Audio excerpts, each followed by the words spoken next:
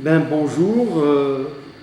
Tout d'abord, je tiens à remercier la direction du CEDOC en espace dans le monde méditerranéen, de la Faculté des Lettres et des Sciences humaines de Rabat, de nous avoir associés justement à l'animation de cette formation doctorale. Occasion qui nous a été donnée dans ces circonstances très exceptionnelles de communiquer avec nos doctorantes et doctorants des différentes disciplines inscrites dans le cadre justement de ce CEDOC.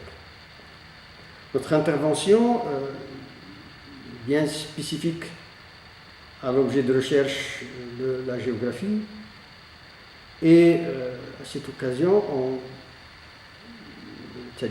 chercherait plus à se poser la question autour de la fonction, du rôle du terrain dans le travail de recherche en géographie ou du géographe d'une manière générale.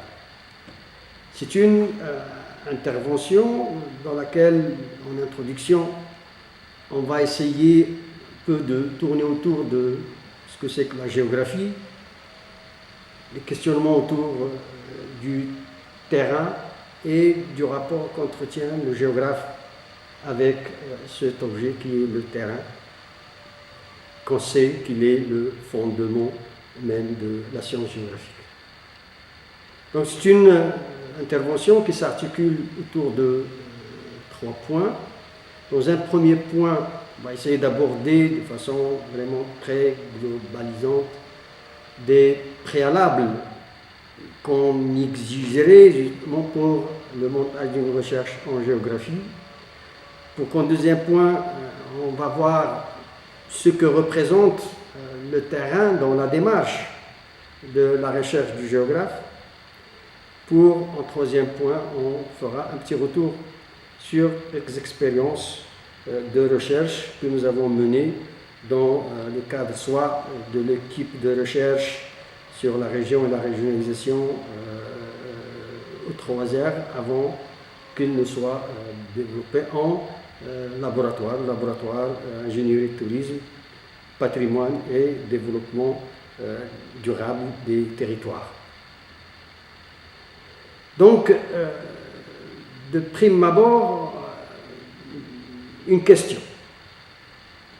Laquelle question cherche à comprendre qu'est-ce que c'est que le terrain pour le géographe et comment la pratique de terrain peut-elle être interprétée. Est-ce une activité de base ou un simple complément des investigations statistiques ou techniques qu'a réalisé le chercheur.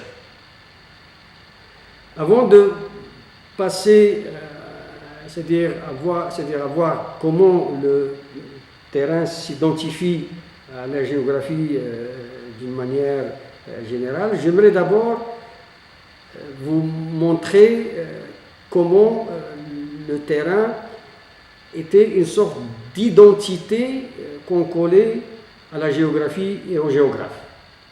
Et ça, je reviens à la question qui a été posée à Raoul Blanchard, qui est un géographe du début du siècle dernier, un géographe français du début du siècle dernier, où on lui a posé la question: à quoi reconnaît-on le géographe?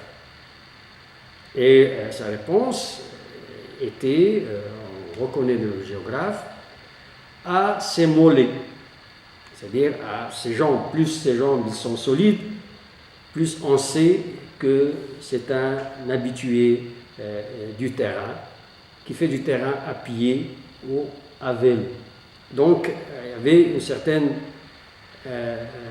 tendance à associer, c'est-à-dire même la corpulence, je dirais, la morphologie du corps du géographe à sa pratique du terrain et par conséquent à la connaissance qu'il produit sur ce terrain. Qu'en est-il actuellement? de la tendance générale que nous observons dans le milieu des géographes, non pas seulement au Maroc, mais ailleurs, c'est qu'il y a de plus en plus cette remise en cause de la suprématie du terrain et c'est-à-dire la non-exclusivité, c'est-à-dire de la pratique du terrain comme, je dirais, façon de produire de la donnée. En plus, donc, du fait que le terrain n'est plus la chasse gardée des seuls géographes. D'autres, c'est-à-dire champs disciplinaires, ont le terrain comme objet de travail, que ce soit en sciences géologiques, enfin en sciences des sols de manière générale, ou même en sociologie ou en économie ou en anthropologie, dans les autres sciences sociales. En plus de ça, il y a cette concurrence dans la production de la donnée de terrain, par utilisation de moyens techniques d'information numérique et de communication. Donc tout ce qui se rapporte à la banque de données, c'est-à-dire des données de façon générale et des photos imagerie satellitaire. Donc on a de plus en plus une certaine, c'est-à-dire hésitation à donner au terrain toute la valeur qu'il avait autrefois. Donc, pour cela, il est demandé aux géographes de se positionner par rapport à cet objet. Sachant aussi que la géographie, au niveau de la recherche, surtout les recherches doctorales, ne sont plus, je dirais, l'exclusivité des étudiantes et des étudiants qui ont un background de géographe, c'est-à-dire qui ont fait la géographie dès les premières années de leur cursus universitaire. De plus en plus, on a des écoles doctorales de géographie physique ou de géographie humaine qui reçoivent parmi leurs doctorantes et doctorants des personnes qui n'ont pas de cursus géographique. Et donc, s'inscrire dans une école doctorale sans avoir le cursus demande à ce qu'il y ait un effort de la part de l'étudiante ou de l'étudiant à s'imprégner de culture géographique et par conséquent à se positionner là aussi par rapport au travail du terrain. C'est pourquoi j'aimerais bien, à l'occasion de cette intervention, de revenir un peu sur les fondements de ce que c'est que la géographie. Et là, une définition de ce champ disciplinaire s'impose. D'habitude, quand on pose la question à un géographe en lui disant alors c'est quoi la géographie? Souvent la réponse qui est donnée, c'est une science de synthèse, dans la mesure où elle mobilise justement pour la construction de sa connaissance tout ce qui se rapporte aussi bien aux sciences du sol et de l'environnement de façon générale que des sciences sociales et humaines.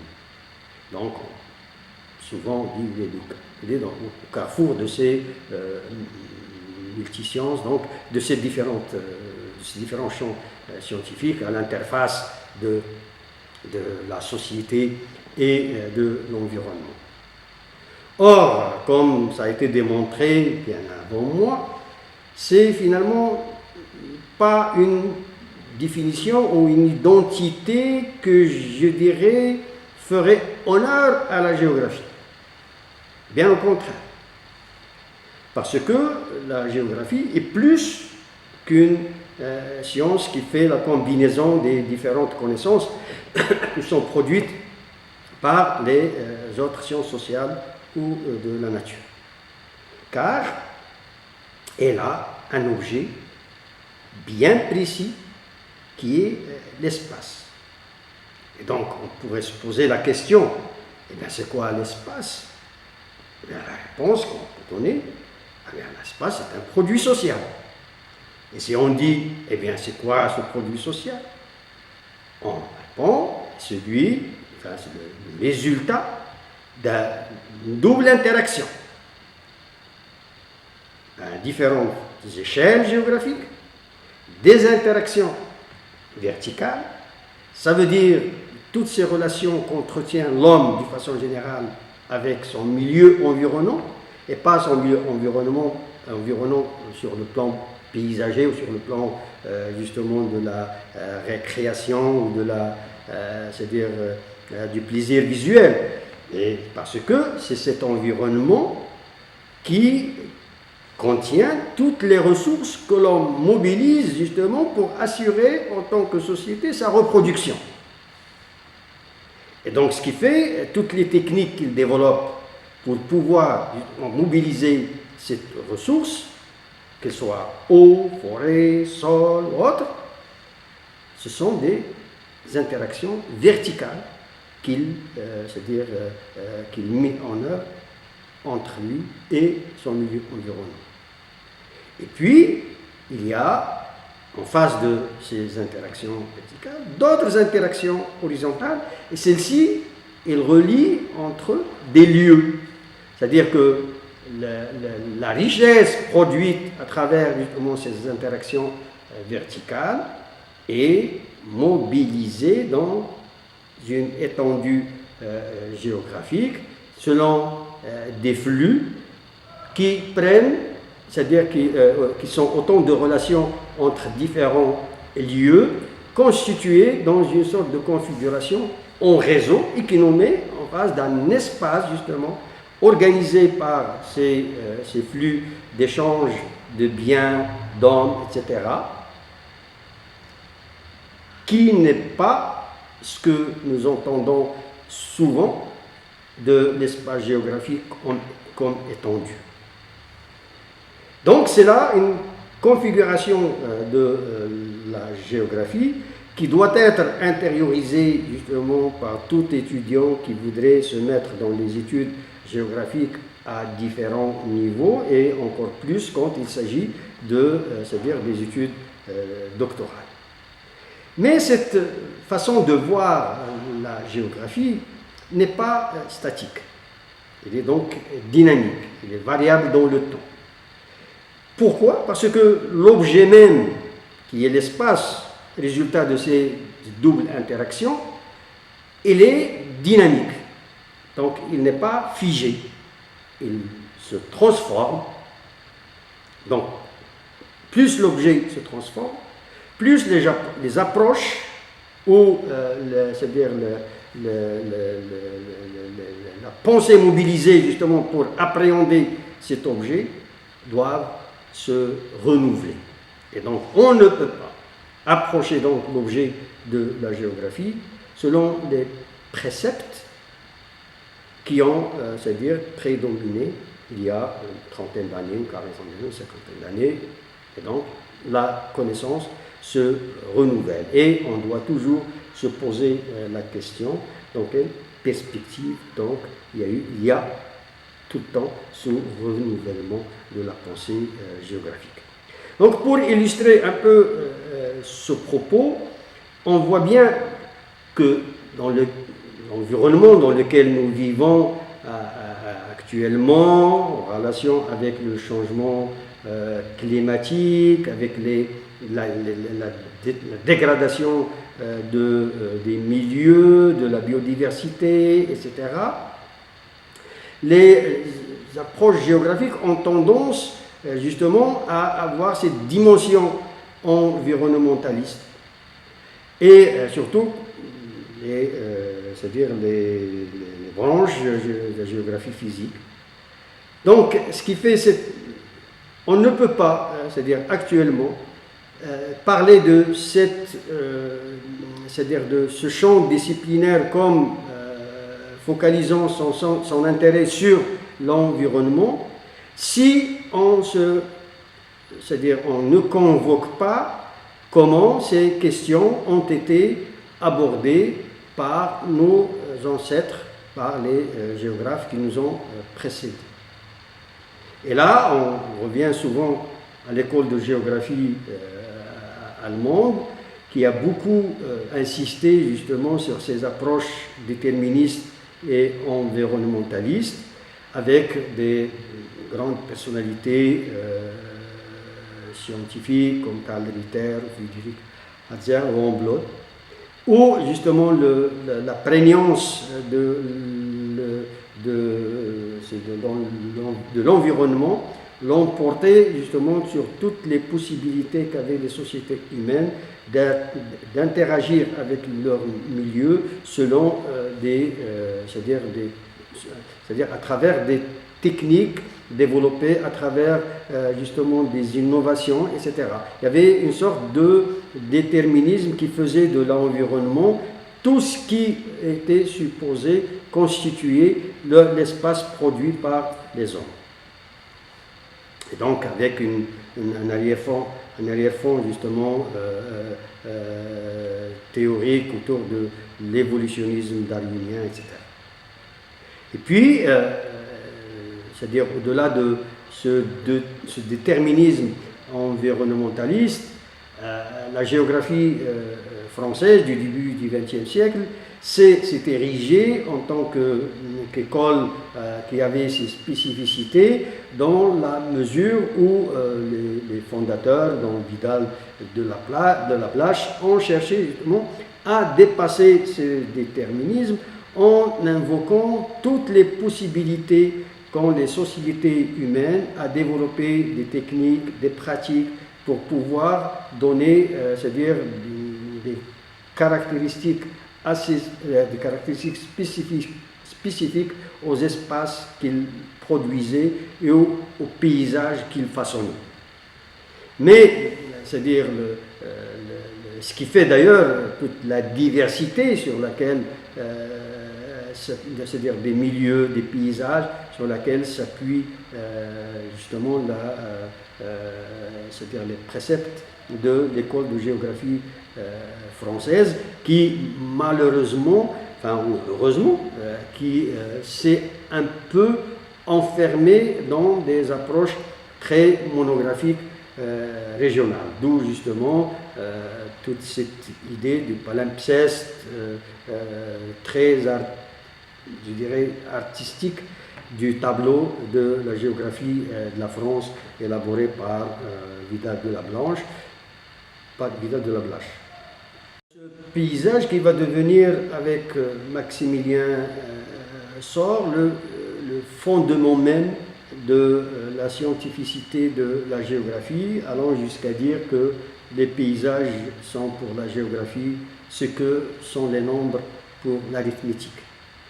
Donc cette tendance à faire justement cette analogie par le nombre avec les sciences mathématiques et statistiques, etc., va prendre toute son, c'est-à-dire son ampleur dans les écoles de géographie,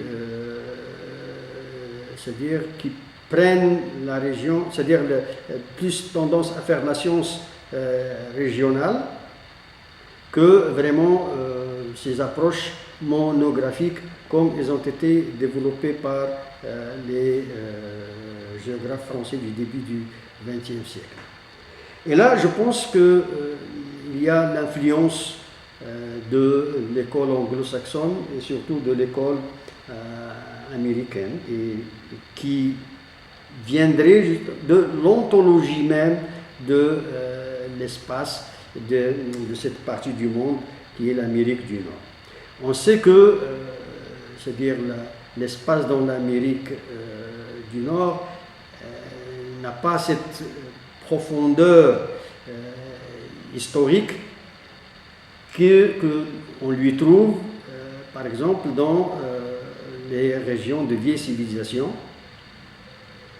Et ceci, c'est pas parce que les pays d'Amérique du Nord, c'est-à-dire le continent nord-américain, c'est-à-dire n'a pas connu de civilisation humaine avant l'arrivée des Européens, mais parce qu'il n'y avait eu aucune reconnaissance de la part des populations indiennes de ces régions dans la construction d'un espace à travers les siècles et les millénaires qu'ils ont, c'est-à-dire ils ont occupé ces régions. Donc ils ont été plus ou moins anéantis par une construction de l'espace à travers des modèles justement d'ingénieurs.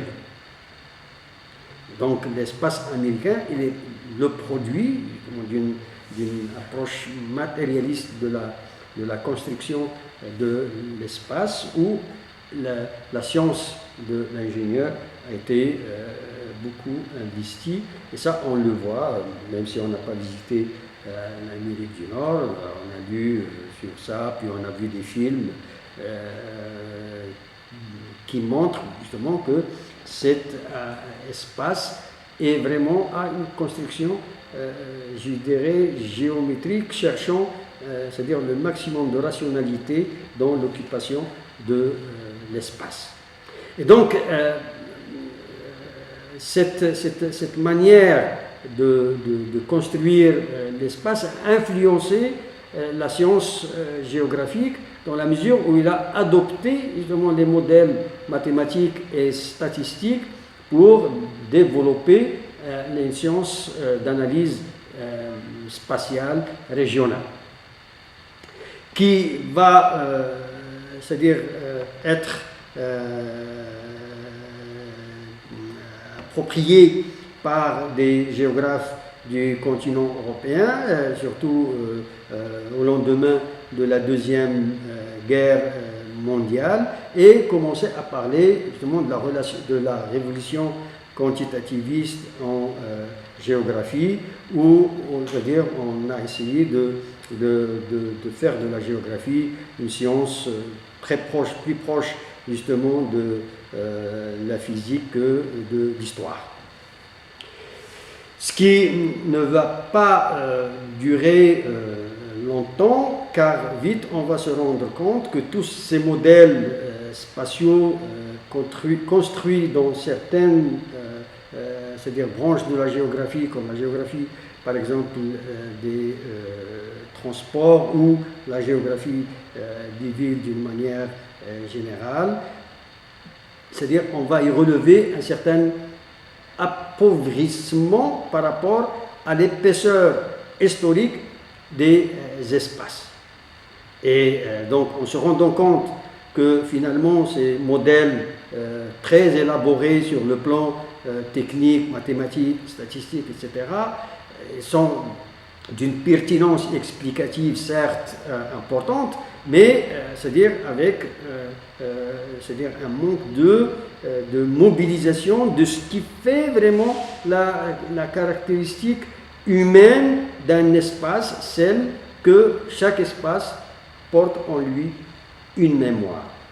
Et c'est cette mémoire qui en fait territoire, et ce retour au territoire qui va constituer justement une bifurcation dans l'évolution de la géographie vers des études plus en rapport justement avec les différentes combinaisons qui se sont succédées dans la production de l'espace à travers le temps et qui font civilisation, et comment justement dans la pratique de l'espace par les individus, par les groupes, il y a une mobilisation d'une culture, d'une vision du monde que ne peuvent pas rapporter les équations ou les modèles mathématiques utilisés par c'est-à-dire la géographie quantitativiste.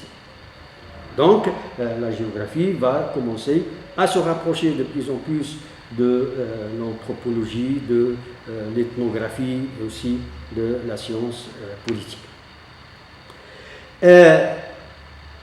Actuellement, on pourrait dire que, surtout quand on observe un peu le champ de la géographie au Maroc, que finalement, c'est-à-dire cette je dirais, dynamique de la pensée géographique n'est pas avec toute, se déploie pas avec toute cette clarté. Donc on est dans une géographie qui charrie avec elle, c'est-à-dire le poids d'une tradition où le terrain est toujours érigé, je dirais, en icône sacrée, ou c'est-à-dire perpétuant un peu la maxime qui dit qui ne fait pas terrain n'a pas droit à la parole. Mais au lieu que le terrain, c'est-à-dire constitue la base, le fondement à travers tous les, c'est-à-dire les éléments factuels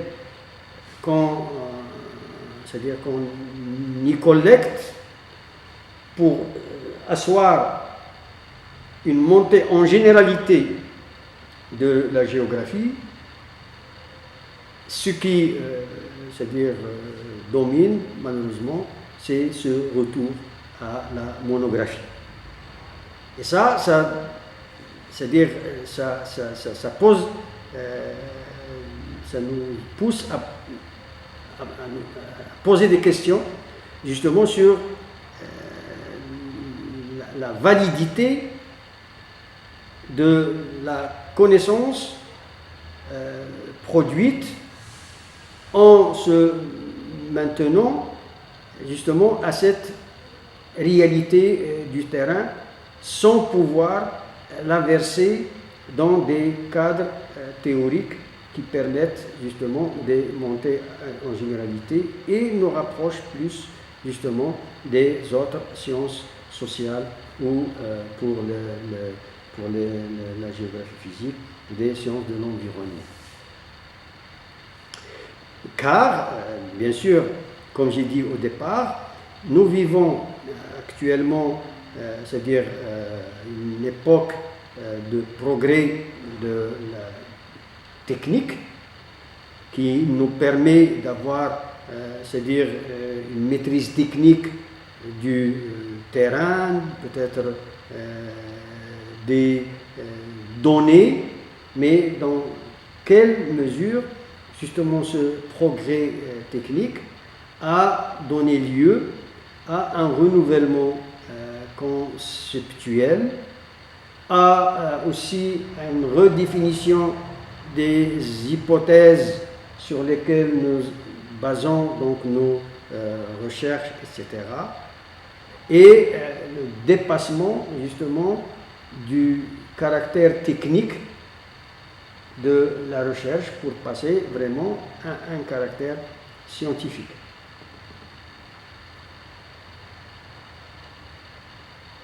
Car la recherche en géographie, donc, est une recherche dans la mesure où l'objet c'est l'espace, donc ce sont des recherches articulées sur l'espace. Autrement dit, la recherche en géographie est spatialisée.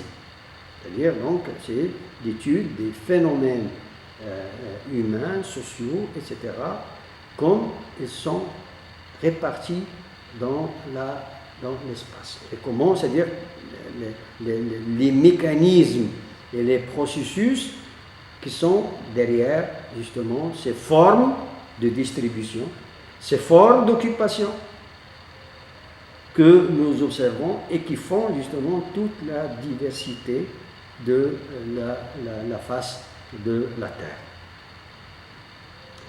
Donc, c'est-à-dire le choix du terrain à ce propos devient aussi important que le choix de la problématique. C'est-à-dire qu'on ne peut pas dire, voilà, moi je vais venir travailler sur ce terrain. Par exemple, dire travailler sur le plateau Zemmour, ou par exemple la plaine du Rarb, ou le Haut Atlas oriental, ou le Haut Atlas de Marrakech, ou les littorales, etc. Avant que, c'est-à-dire, on ait réfléchi à la problématique qui serait la plus pertinente pour ce terrain. Donc, terrain et problématique sont deux éléments d'une même combinaison. Et si un élément n'est pas présent, la combinaison ne peut pas avoir lieu. Un deuxième risque quand on attache beaucoup d'importance dès le départ au terrain, c'est celui de revenir justement à ce qui a caractérisé les premières écoles de géographie, qui est le déterminisme monographique. C'est-à-dire que finalement, je vais travailler sur le Rarb et je ne vais regarder que le Rarb ou une section du Rarb, sans savoir que le Rarb finalement est une plaine alluviale, c'est vrai, composée d'une partie littorale et donc d'une partie centrale et d'une partie périphérique, mais c'est un système spatial qui interagit, au sein duquel interagissent tous ces éléments que je viens de citer. Et le Rarb lui-même est un sous-système spatial d'un système spatial composé par l'ensemble du bassin versant du Sebou. Et donc, si on ne prend pas en considération justement ces interrelations entre notre terrain et ce système spatial de façon générale, et sur lequel seule la problématique posée pourra nous éclairer, on va passer à côté et on va tomber justement dans le raisonnement monographique en nous intéressant à un terrain très particulier. C'est pourquoi, c'est-à-dire comme préalable de recherche en géographie aussi, c'est d'investir avant le choix de la problématique ou du terrain,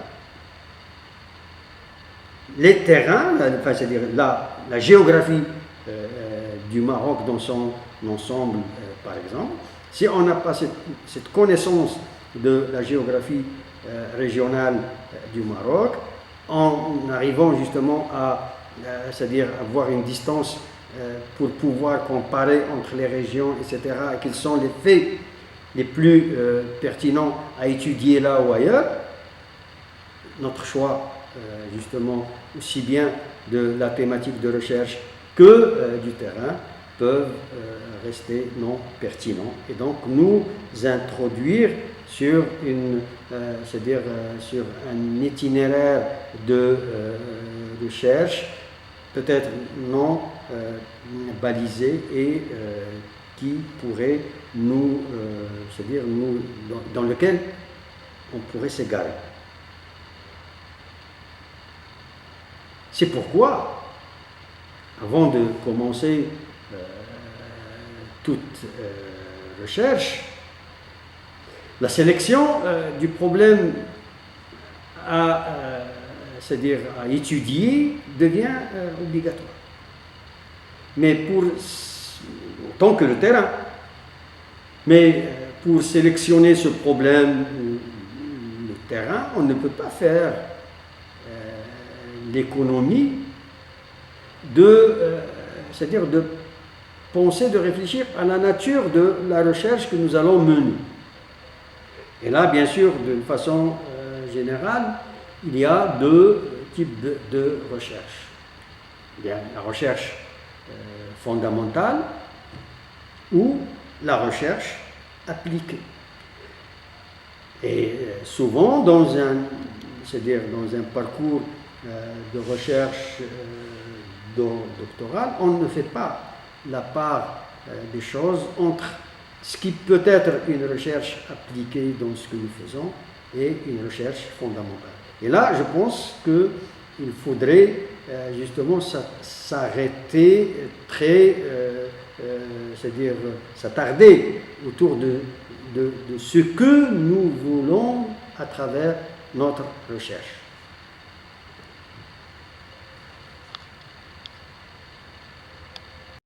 La précision du thème de recherche. Et ce n'est qu'en précisant le thème de recherche d'une façon vraiment réfléchie qu'on peut mettre en perspective un plan de travail adapté à l'accomplissement de nos objectifs. Donc, pour cela, il faut se renforcer en lecture. Commencer par un recensement des écrits qui sont produits justement sur les questions que nous voulons aborder, voir quels sont les aspects conceptuels, méthodologiques qui ont été développés avant nous pour pouvoir se positionner dans notre réflexion en perspective sur tout ce qui a été fait avant. Et donc, mener dans ce cadre, justement, des lectures, c'est-à-dire une consultation des cartes et tout, avec une distance critique et toujours donc chercher à faire donc en tirer les éléments qui pourraient servir à la construction de la recherche et à la compréhension surtout du terrain par rapport à la problématique que nous posons.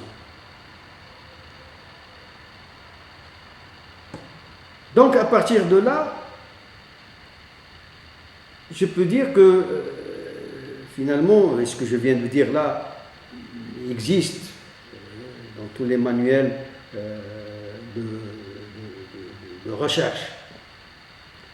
Mais ce qui est important, c'est de dire que finalement, même si on dit ça, le chercheur, qu'il soit dans les débuts de son parcours, dans la fin de son parcours, il est le producteur, l'autoproducteur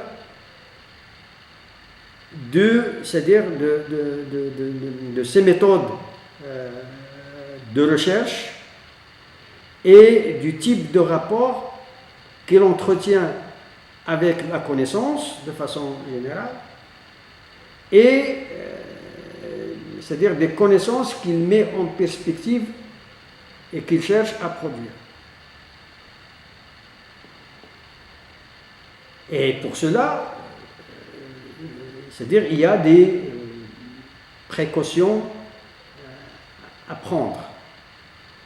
Et ces précautions qui sont à prendre découlent, c'est-à-dire de notre état psychologique par rapport à ce que nous faisons.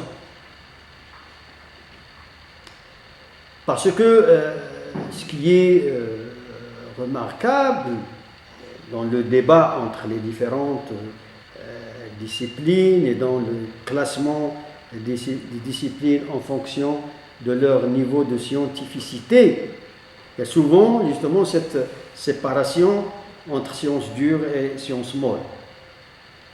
Et souvent, nous qui qui venons des sciences sociales, que les autres ont tendance à nous considérer comme des sciences molles, on développe certains complexes qui font que, ou bien on veut s'imposer non sans une certaine naïveté, comme étant des scientifiques à part entière, en se comparant aux sciences biologiques, aux physiques, etc. Et donc, ce scientisme naïf, souvent, qui a peut-être marqué, justement, qui a entaché un peu cette révolution quantitativiste que certains géographes ont voulu entreprendre et ont voulu, c'est-à-dire développer en géographie. Mais il y a aussi, c'est-à-dire c'est-à-dire la situation opposée, où voyons qu'il y a de la science que si elle est, c'est-à-dire quantifiée, que si elle est menée dans des laboratoires, et donc se développe un certain scepticisme chez le chercheur qui le bloque et qui l'empêche de produire de la connaissance. Parce que, c'est-à-dire l'étiquette science, il y a, c'est vrai, le modèle des sciences physiques, naturelles, etc., qui est un modèle, mais il y a le modèle des sciences sociales. Et on se rejoint dans notre capacité de soutenir une démonstration. C'est-à-dire vraiment d'argumenter ce que nous voulons dire. Et ce que nous voulons, c'est-à-dire ce que nous recherchons. Il fut un temps où sociologues, géographes, historiens, etc., se ramènent avec de la connaissance, mais on ne sait jamais comment cette connaissance a été produite. C'est-à-dire qu'il n'y a pas d'argumentation, il n'y a pas d'explicitation de la méthodologie, ni des présupposés théoriques qui étaient derrière la production de cette connaissance. Et donc, c'est-à-dire, pour dire, voilà, je produis de la science, il faut vraiment se rapprocher du modèle de démonstration qui est général à toutes les sciences. Et ce n'est pas parce qu'on aligne les équations qu'on fait de la science. Au contraire, on ne fait pas de la science si on ne le fait pas. Donc, ce qui fait, il faut être sûr de soi et savoir qu'il y a tout un cheminement de la pensée qui nous permet justement de produire une science sans vouloir dire qu'il est exact ou n'est pas exact. C'est pourquoi, dès le départ, des questionnements s'imposent. Et donc, c'est-à-dire, il y a une chose que j'ai relevée chez surtout les anglo-saxons. Quand tu leur parles de ce que tu fais, ils te disent toujours, qu'est-ce que tu veux démontrer? Donc, si on se pose la question, je suis en train de mener une recherche, mais qu'est-ce que je veux démontrer? D'ailleurs, tout cet exercice maintenant de la thèse en 3 minutes, en 180 secondes, c'est ça, en 180 secondes, est un exercice qui pousse justement à démontrer ce que nous cherchons en peu de phrases, en peu de discours, mais qui permet à celui qui reçoit ce que nous disons de comprendre ce que nous faisons.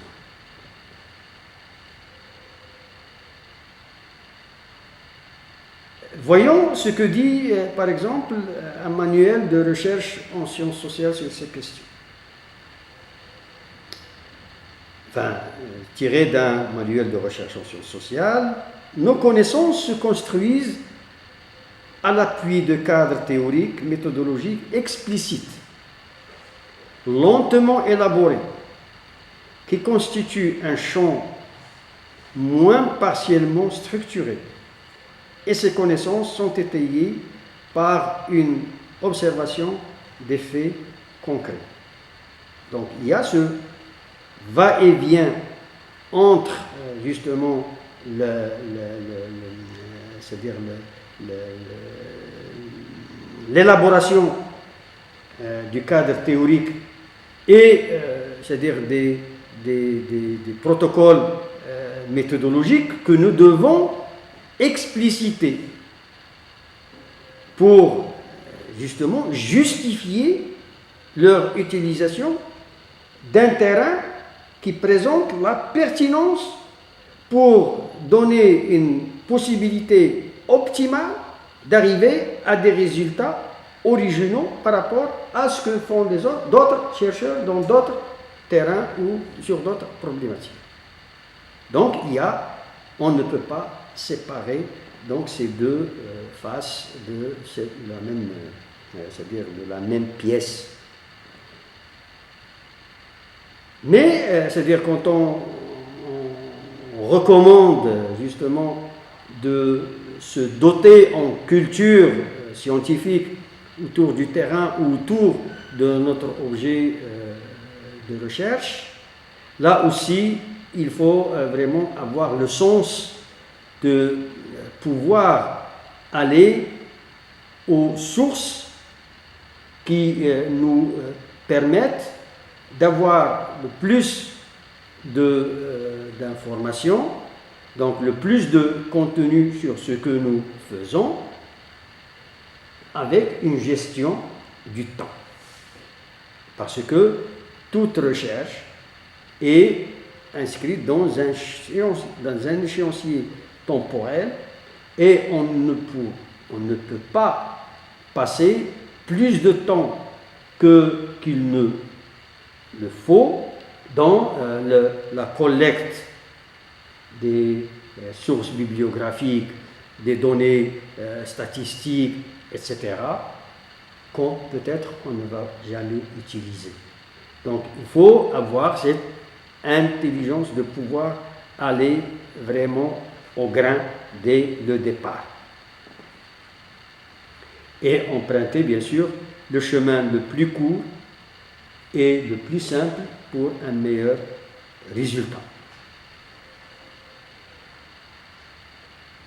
Parce que, c'est-à-dire, ne pas s'intéresser justement à nos questions de recherche, à nos hypothèses dès le départ et qui peuvent nous orienter dans ce que nous faisons, et toute question de départ ou toute hypothèse reste très relative parce qu'il est voué à être changé au cours justement de l'évolution de notre connaissance. Et là aussi, ce qu'il faut éviter justement en plus de c'est-à-dire faire le scientifique aguerri dès le départ, c'est justement de ne pas être simple dans c'est-à-dire l'expression de ses idées et dans sa manière d'expliquer ce que je veux faire ou ce qu'on veut faire. Donc, c'est-à-dire aussi bien pour la problématique, pour la question générale, pour les hypothèses, que pour le protocole méthodologique, il faut apprendre à en discuter. Et en discuter dans des termes très simples pour pouvoir arriver justement à faire passer le message à ceux qui vous écoutent et puis aussi à recevoir, c'est-à-dire alimenter votre réflexion par ce que les autres peuvent vous dire. Donc, j'en arrive au troisième point, au deuxième point, qui est le terrain dans le cheminement de la recherche en géographie. Et là, je voudrais retourner à ma première question, la question que j'ai posée au départ, qui est la suivante. La pratique du terrain est-elle une activité de base ou simple complément des investigations statistiques ou techniques? Et je pense que dans tout ce que je viens de dire, le terrain n'est pas, c'est-à-dire un cadre dans lequel on va mener un protocole méthodologique. Le terrain, il interagit justement avec la problématique.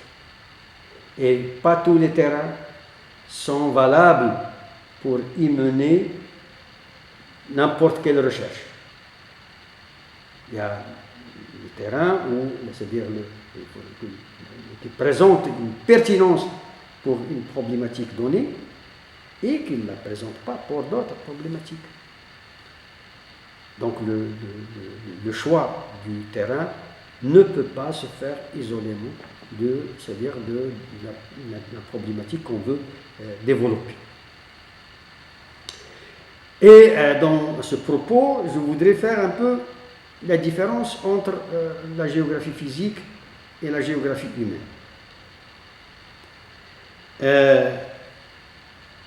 La géographie physique peut-être impose une prise en considération du terrain de façon plus importante que la géographie humaine. On trouverait plus de géographes humains qui ne font pas de terrain que de géographes physiciens. Même si maintenant, avec le développement c'est-à-dire de la télédétection et tout ça, et du SIG, il y a aussi de moins en moins de chercheurs de géographie physique qui vont sur le terrain. Mais ça reste que, on part du principe que finalement, là, c'est-à-dire ces moyens techniques ont renforcé la maîtrise du terrain pour le géographe physicien. Et c'est-à-dire la télédétection, par exemple, il ouvre la voie pour une meilleure compréhension du terrain et c'est-à-dire pour y mener des relevés, des prélèvements d'échantillons, des examens, à examiner et analyser au laboratoire, mais en même temps utilisé pour vérifier justement la validité de ce que présente la télédétection des photos aériennes par ce qu'on appelle la vérité terrain. Et aussi, il faut dire que, c'est-à-dire, on n'est que des humains, parfois il y a des milieux où il est difficile de s'introduire, d'aller sur le terrain, et l'utilisation donc de ces moyens devient une alternative qui favorise, quoi qu'on en dise, une possibilité de produire une connaissance sur des régions très éloignées. En géographie humaine, la part du terrain, même si je ne veux pas m'abuser beaucoup, c'est-à-dire elle est moins importante, même si je peux être critiqué là-dessus, qu'en géographie physique. Du moins, on pourrait dire réduite. Donc, je disais, cette opposition entre géographie physique et géographie humaine par rapport au terrain est tout à fait formelle. Parce que la question qui se pose, justement, c'est de voir si les protocoles pour aborder, les protocoles méthodologiques pour aborder le terrain peuvent être envisagés selon des normes et des canevas habituels, ce qui n'irait pas, en tout cas avec ma façon de voir le rapport que doit établir le chercheur avec son terrain. Où la réalité du terrain impose plutôt des adaptations, et pour reprendre, c'est-à-dire une expression très utilisée, le recours à des bricolages méthodologiques. Et je serai plus dans c'est-à-dire l'encouragement de ce bricolage méthodologique que dans l'utilisation de façon mécanique, justement de canevas tout fait pour aborder c'est-à-dire l'effet que nous c'est-à-dire l'objet que nous utilisons dans un terrain bien particulier. Et là, je voudrais souligner quelque chose, c'est que finalement, c'est-à-dire parler de méthodologie, de canevas, de protocole méthodologique, c'est plus pour éclairer à partir d'expériences justement bien, c'est-à-dire d'expériences qui a accumulées, comment on a réalisé des arrangements avec le terrain pour pouvoir arriver à faire ce que nous faisons et à obtenir des résultats, plus qu'à dire voilà ce que je dois faire. Et là, je voudrais vous citer un article de Sylvain Guyot intitulé Une méthodologie de terrain avec de vrais bricolages et plein de petits arrangements, c'est-à-dire on est plus proche du petit artisan qui fabrique son objet et qu'à chaque fois il développe une manière de fabrication, que vraiment de la grande industrie qui travaille sur les prototypes, c'est-à-dire qui fabrique les choses selon des prototypes bien précis. Et là, il dit, le terrain en géographie ressemble plutôt à une éprouvette dont on ne connaîtrait pas toutes les réactions à l'avance. Donc, ce qui fait, on est plus ou moins dans le tâtonnement quand on est dans un terrain, même si, comme j'ai dit au début, on a accumulé de la connaissance sur ce terrain et aussi sur l'objet sur lequel nous voulons travailler. Et donc, ce qui fait, il y a des hésitations du début, etc., pour arriver à trouver les combinaisons les plus optimales pour justement réaliser son travail. D'où, comme c'est-à-dire le souligne de Certeau, le terrain, c'est aussi un ensemble d'arrangements amicaux ou idéologiques avec certains acteurs dont le but ultime d'engranger le maximum d'éclairage sur l'objet d'étude adopté. C'est-à-dire que, finalement, quand on aborde le terrain, on l'aborde à travers ces hommes, ces acteurs. Et, c'est-à-dire, est-ce qu'on doit se servir de ces acteurs comme se servirait un physicien d'une particule? Non, c'est-à-dire on ne peut pas envisager justement un échange avec les acteurs si on ne crée pas une certaine proximité avec ces acteurs. Et comme le dit un autre auteur, la pratique du terrain se façonne à travers la rencontre de la personnalité et de la subjectivité du chercheur dans un espace-temps bien donné avec un objet d'étude complexe et parfois difficile à appréhender. Donc le même terrain peut présenter autant de complexité qu'il veut, mais il sera appréhendé avec plus de chances de réussite par ce chercheur plus que par notre chercheur. Et cela relève justement de la personnalité de ce chercheur. Et il me vient à l'esprit une recommandation faite par une géographe ruraliste française, Jacqueline Bonamour, sur justement principes et méthodes en géographie rurale, où il dit que quand on va dans un terrain, il faut s'imprégner de l'ambiance sociale et culturelle de ce terrain.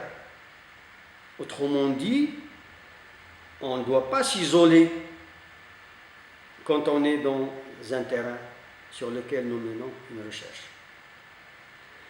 Bien sûr, les autres nous identifient en tant que chercheurs, mais nous, il faut falloir, le chercheur doit dépasser justement cet handicap de l'identité de chercheur pour paraître dans ce qu'il a de plus humain à ceux qu'il sollicite pour lui fournir de l'information. Et cette information ne peut pas venir seulement à travers des enquêtes, papier, stylo à la main ou dictaphone pour enregistrer un entretien. Là aussi me revient une histoire qui nous a été racontée par un éminent anthropologue où nous a parlé d'une expérience dans les Alpes où ils sont allés, c'est-à-dire réaliser des entretiens avec des paysans, des communautés paysannes des Alpes, et où personne n'a accepté c'est-à-dire de les accueillir pour leur donner des entretiens. Et ils avaient parmi eux un étudiant du Sénégal. Le lendemain, l'étudiant sénégalais, il est allé, il a commencé à sympathiser avec les gens. Et le soir, il est revenu avec plein d'informations sur ce que le groupe d'étudiants anthropologues recherchait dans cette sortie de terrain. D'où, c'est-à-dire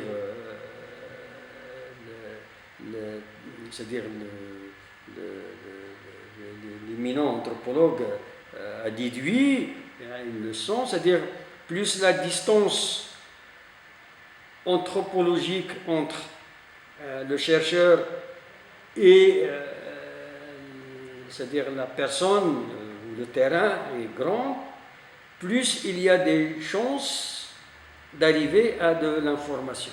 Et ça, on le constate,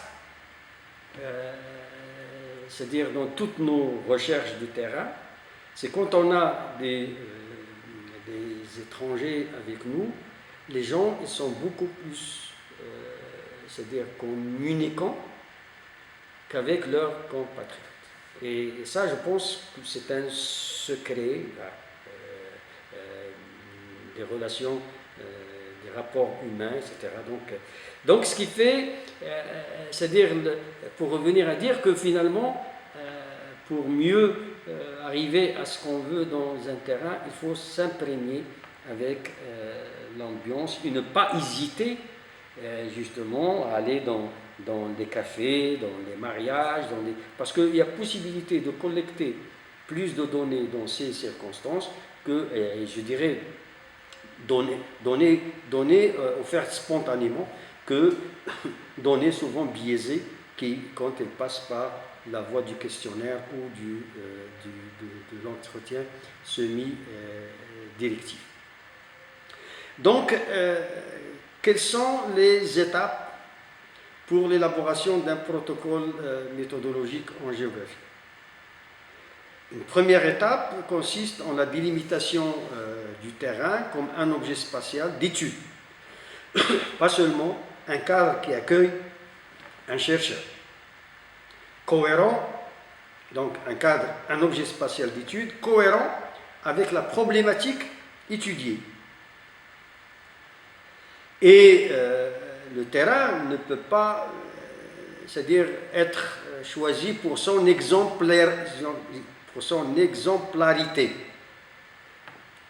Il faut le voir comme élément d'un système, élément, c'est-à-dire qui est dans des interactions systémiques à plusieurs échelles avec des niveaux spatiaux, soit inférieurs, soit supérieurs. Et donc, cette connaissance du terrain, de ses habitants, de son ambiance, etc., nous permet, dans une deuxième étape, de faire les choix les plus pertinents des acteurs et des populations cibles que nous pourrons, c'est-à-dire avec lesquelles on pourrait établir des échanges et qui peuvent alimenter justement en information nos questions.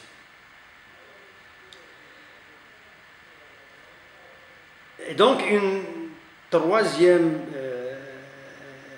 étape, c'est celle où c'est-à-dire on définit notre protocole avec lequel on va aborder tout cela.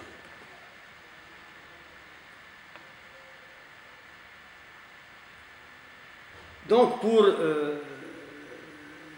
c'est-à-dire illustrer toutes ces questions que nous avons abordées dans cette intervention, bien, je vais revenir sur une expérience ou deux que nous avons eues dans notre équipe de recherche dans l'étude des migrations. La première est sur les espaces sociaux des migrants marocains en Espagne.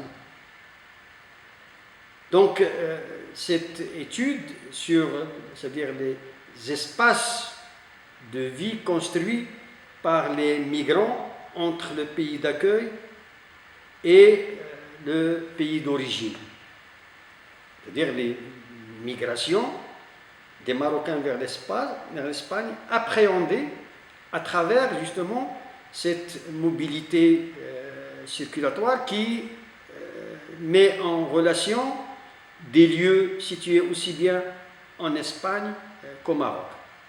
Donc d'où justement cette notion de construction des espaces sociaux entre les deux rives de la Méditerranée.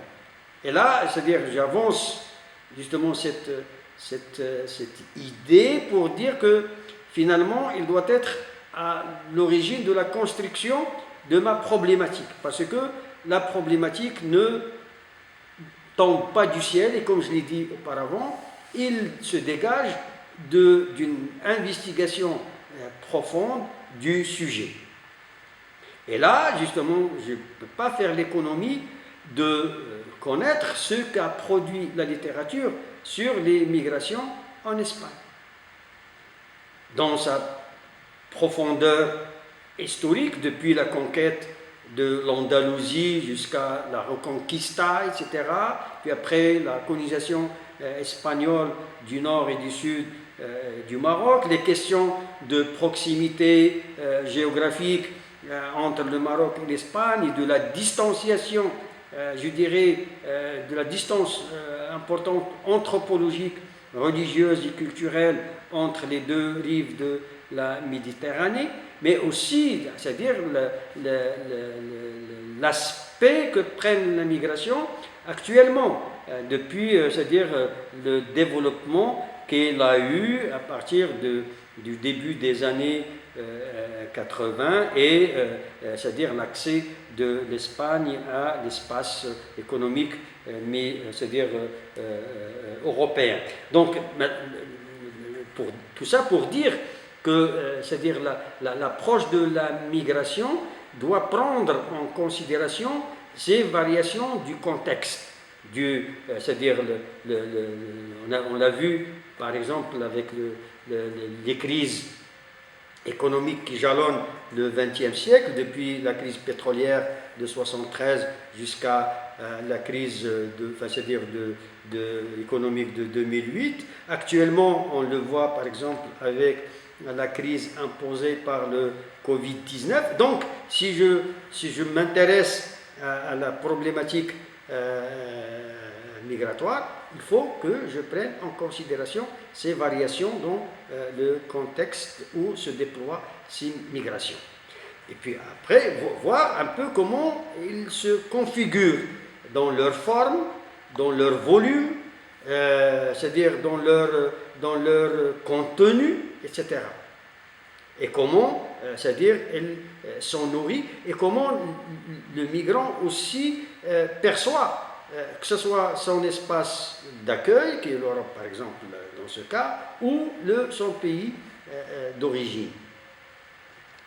Donc, ce n'est qu'avec cette connaissance bien approfondie de mon sujet, qui est là, l'émigration, que je vais me permettre de formuler ma question de recherche. Et dans ce cas, ma question de recherche, c'est comment, par exemple, l'Espagne ou l'Andalousie participent à la reproduction du fait migratoire. Et sous quelle forme? Et comment cette immigration contribue à la multiplication des formes de mobilité et à la construction de nouvelles territorialités urbaines et rurales liées à l'immigration dans les régions d'origine et dans les pays d'accueil. Donc ce n'est qu'en rapport avec ce que j'ai accumulé en connaissance justement sur le fait que je vais c'est-à-dire retenir comme objet de ma recherche, que je vais développer aussi bien ma problématique que ma question de recherche. Et donc, pour cela, la question du terrain se pose dans les mêmes termes. C'est-à-dire que si je veux étudier l'immigration des Marocains en Espagne, et là, je ne voudrais pas rentrer dans c'est-à-dire dans les détails du projet, parce que c'est un projet qui était entre deux universités, entre notre université et l'université de Grenade, où des collègues, c'est-à-dire en Andalousie, se sont occupés des migrants, et que nous, ici, on s'est occupé des familles d'immigrants. Donc, parce qu'on est dans une démarche spatiale, c'est-à-dire de l'espace migratoire de ces personnes. Donc, ce qui fait pour nous, on ne va pas, c'est-à-dire aller n'importe où et dire voilà, on va commencer à étudier les Marocains qui sont en Espagne. Qui c'est qui nous dit que vraiment, c'est-à-dire l'immigration vers l'Espagne est importante dans ces régions? Personne, ça ne se voit pas. Non plus les statistiques officielles, etc., ils n'existent pas.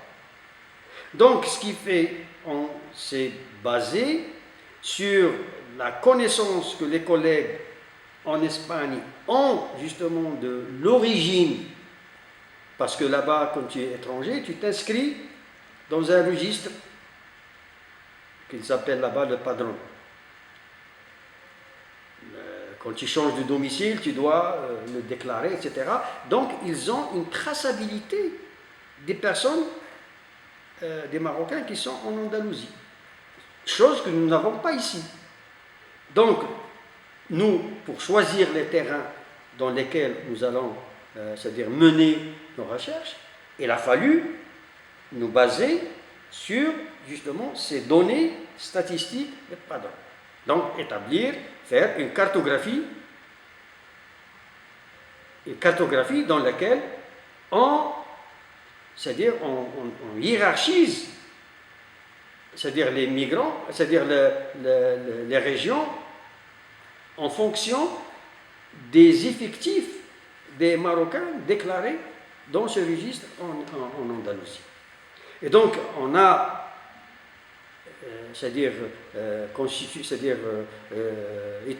élaboré deux cartes. Une première carte, justement, qui donne, c'est-à-dire l'origine des Marocains en Andalousie selon les lieux de naissance, et une deuxième carte selon le dernier lieu de résidence au Maroc. Ce qui nous permet en même temps de connaître les régions c'est-à-dire où sont nés ces migrants, mais aussi leur itinéraire migratoire à l'intérieur du Maroc. Et donc ce n'est que c'est-à-dire en combinant ces deux cartes qu'on a sorti les régions qui apparaissent les plus pertinentes pour nous permettre justement de réaliser notre protocole d'enquête et d'entretien et avoir les résultats avec la pertinence attendue. Et c'est dans ce sens que vraiment on a sélectionné les 5 ou 6 régions dans lesquelles on a procédé à notre travail de terrain. Mais une deuxième étape de ce travail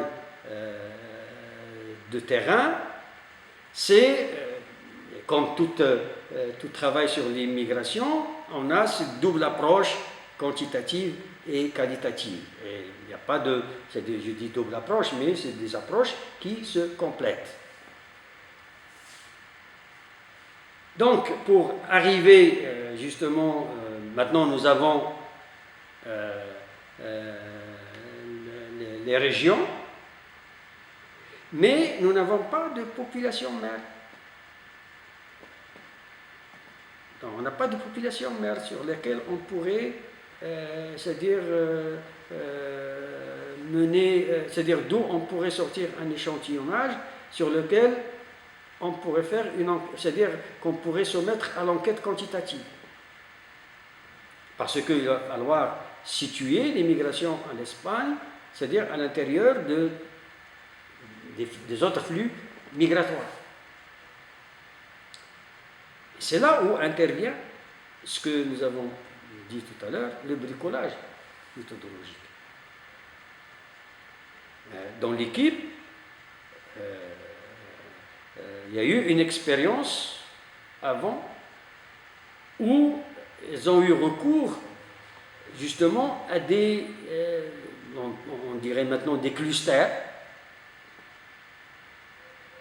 où ils ont mené des enquêtes pour pouvoir construire cette population mère. Elle a vu les moyens dont on disposait, et comme l'immigration vers l'Espagne concernait, à l'époque où c'est-à-dire où nous réalisons ce projet, concernait surtout les jeunes, garçons, c'est-à-dire hommes et femmes, etc.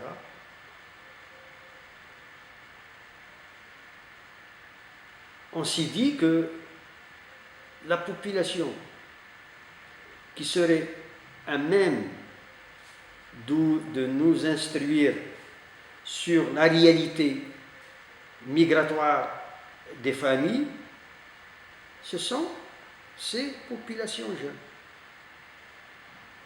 Et donc, pour avoir accès à ces populations jeunes,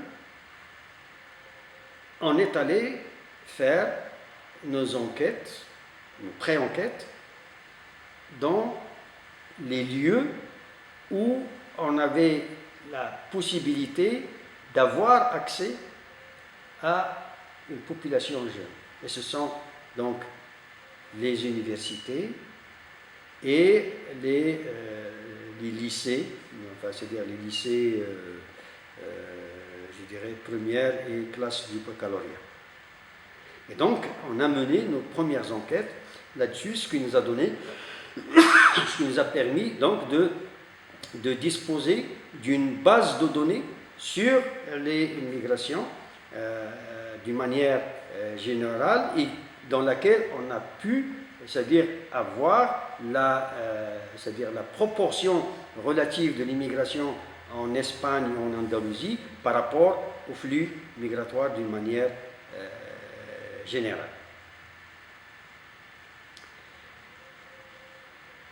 Donc ça a été là, c'est-à-dire l'expérience, c'est-à-dire de l'imagination, c'est-à-dire produit d'une imagination qui nous a permis finalement de mener notre enquête et d'avoir ces données générales sur l'immigration.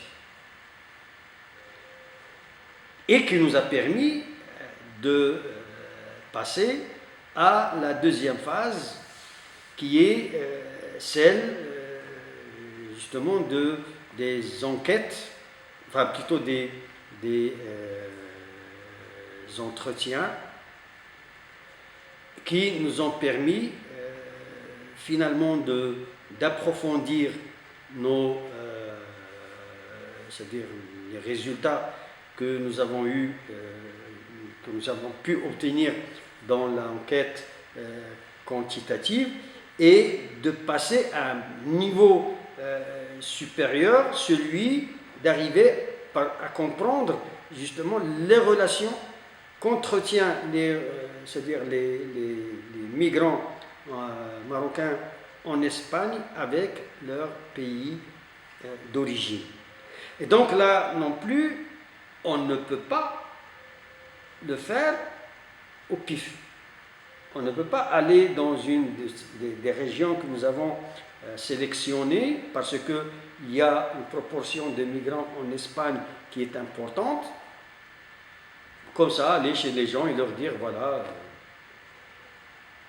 Donc on a travaillé en synergie avec nos collègues de Grenade. C'est-à-dire, eux, ils ont enquêté auprès de migrants marocains en Espagne et ils leur ont demandé dans quelle mesure il serait possible à l'équipe marocaine d'aller chez leur famille pour mener des entretiens avec elles. Donc, les collègues nous ont, c'est-à-dire, ils ont mis à notre disposition un carnet d'adresses avec des numéros de téléphone et on s'est mobilisé et on a pu visiter donc, les familles des migrants dans différentes régions sélectionnées pour mener avec elles donc, des entretiens sur c'est-à-dire toutes ces dimensions cachées que le chiffre ne peut pas révéler.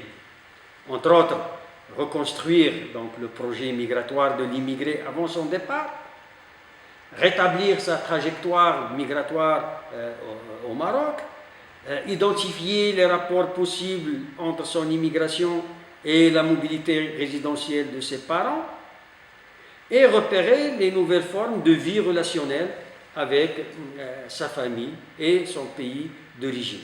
Autrement dit, revenir justement à la construction de ces espaces sociaux entre le pays d'origine et le pays d'accueil, avec une dimension, c'est-à-dire circulatoire, entre le Maroc et l'Andalousie, et puis après, entre d'autres espaces européens dans lesquels les mêmes migrants circulent et les font relier avec le Maroc.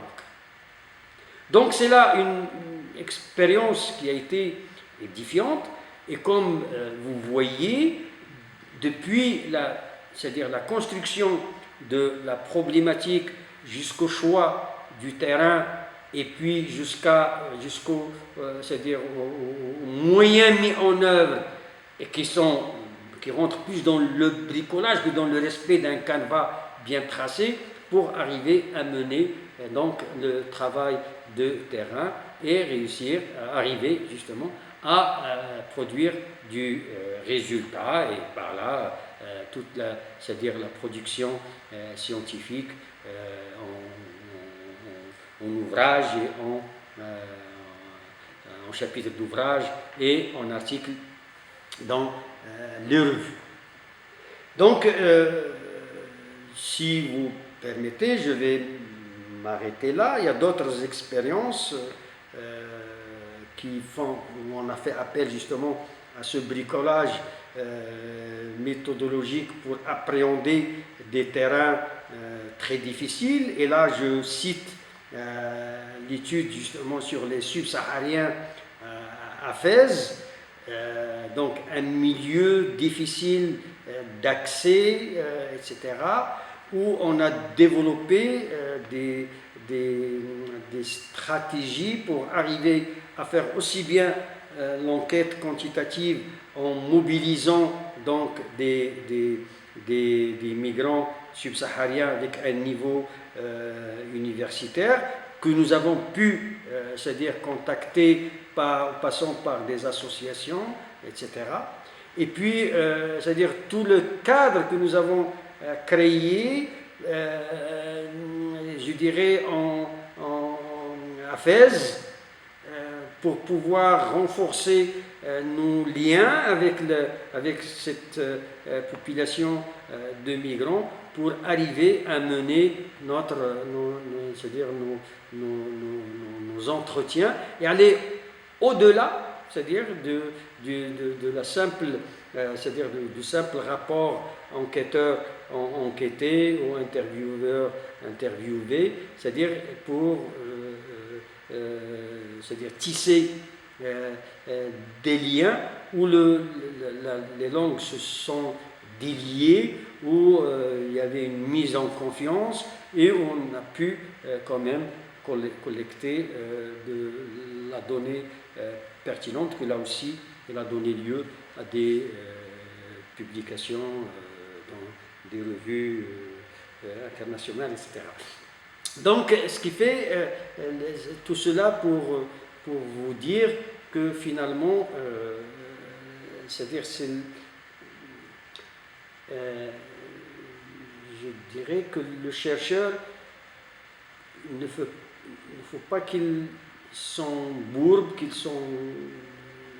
s'englue à vouloir faire ce qu'ont fait les autres avant lui.